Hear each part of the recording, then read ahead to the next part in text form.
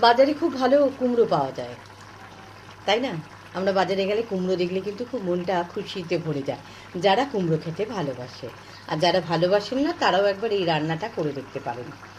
সর্ষের তেল গরম করতে দিয়েছি, কুমড়ো ভাজা বসিয়ে দিয়েছি, আলু সেদ্ধ করে সেটাও ভাজতে দিয়ে দিয়েছি একই সঙ্গে। কাঁচা ছোলা সেদ্ধ করা আগের দিন রাতে ভিজিয়ে রেখেছি, তারপরে একটু সেদ্ধ করে নিয়েছি। টমেটো সেদ্ধ, আদা সেদ্ধ, কাঁচা লঙ্কা সেদ্ধ। কুমড়ো আলু ভাজা হয়ে যাওয়ার পর আমি ছোলা দিয়ে দিলাম, টমেটো সেদ্ধ দিয়ে দিলাম, কাঁচা লঙ্কা সেদ্ধটা দিয়ে দিলাম।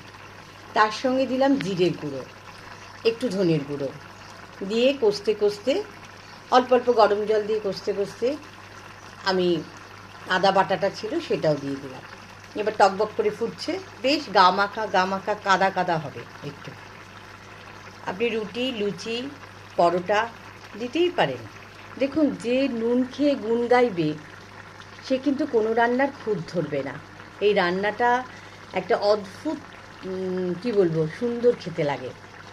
ওপর থেকে যদি ভাজা জিরের গুঁড়ো, গরম মশলার গুঁড়ো থাকে ঘরে, একটু দিয়ে দেবেন। আমার আছে, আমি দিয়ে দেবো। সামান্য একটু ঘি দিতে পারেন, আবার নাও দিতে পারেন, কিন্তু খেতে কিন্তু দারুণ হয়, খেতে দারুণ হয়।